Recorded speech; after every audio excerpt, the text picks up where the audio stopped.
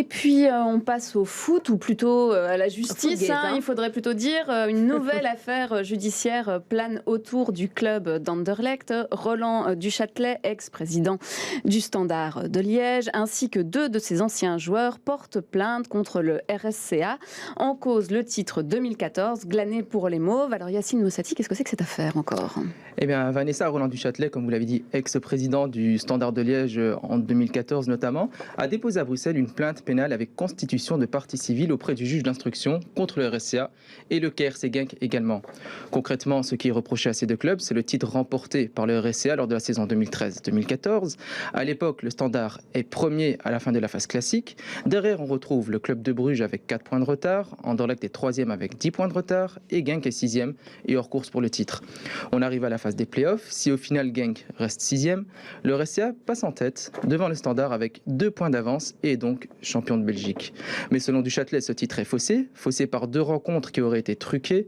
La première est une victoire 4-0 d'Anderlecht sur Genk et la seconde une victoire 3-2 de Genk sur le FC Bruges, ce qui aurait permis aux Mauves de glaner de précieux points au classement. Aujourd'hui, dans le quotidien Het Nieuwsblad, Roland Duchâtelet explique qu'il espère que ce titre revienne au Standard et soutient que l'Union belge ou la Pro League devrait également porter plainte contre X. Il faut également savoir que Jelle Van Damme et Paul-José Mpoku, 2 anciens joueurs du Standard, ont également déposé une plainte de leur côté. Ils estiment que si la compétition a bien été truquée, il y a un préjudice moral et matériel. Mais Yacine, Anderlecht et Genk ne sont évidemment pas les seuls mis en cause dans cette affaire. Il y a également des anciens clubs, des anciens joueurs des 2 clubs. C'est ça, Fanny, des anciens joueurs.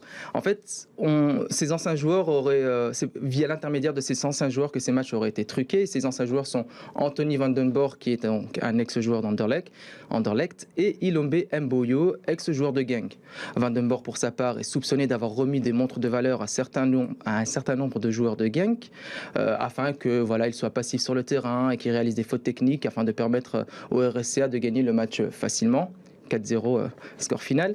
Et puis alors, concernant Mboyo, lui, il aurait distribué plutôt des montres de valeur à un certain nombre de joueurs de Genk également, pour qu'ils fassent preuve d'une très grande agressivité contre Bruges. Score final, c'était donc finalement 3-2.